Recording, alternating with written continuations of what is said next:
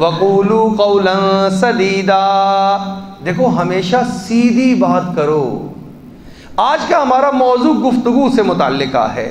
हम सुबह शाम गुफ्तगू करते हैं और खूब गुफ्तगू करते हैं। आए देखें वो जो हम खूब गुफ्तगू करते हैं, क्या वो अल्लाह और उसके प्यारे नबी अलैहिस्सलाम ने जो मेरे लिए मेज़ान, तराजू, कसौटी मुकर्रर की है, क्या उसमें तुलता है या नहीं तुलता?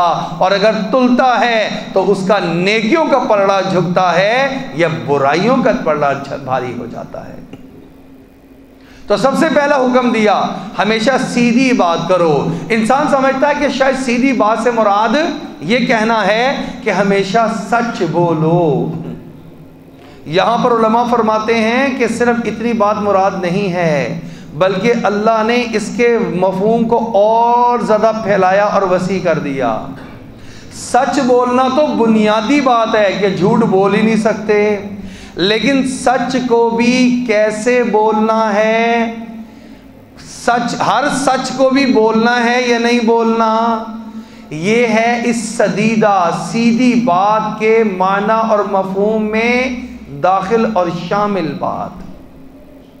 मिसाल के तौर पर हम समझते हैं हर सच बोलना ही ठीक है, ऐसा नहीं है।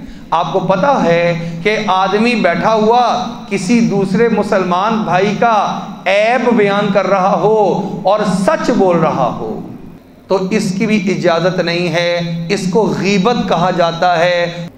लिहाजा ये सच बोलना जिसमें किसी का ऐब हो ये जायज़ नहीं है। वक़ूलू क़ौलन सदीदा, सीधी बात करो। सच तो बोलना ही बोलना है, उसके आगे भी कुछ हिदायत हैं। उसमें यह है कि भाई सच गीबत की शक्ल में हो तो मत बोलो। लिहाजा सच बोलना तो वैसे बुनियादी चीज़ है। सच से आगे जब सच को बोलना है तो कितनी चीज़ों का ख्याल रखना है।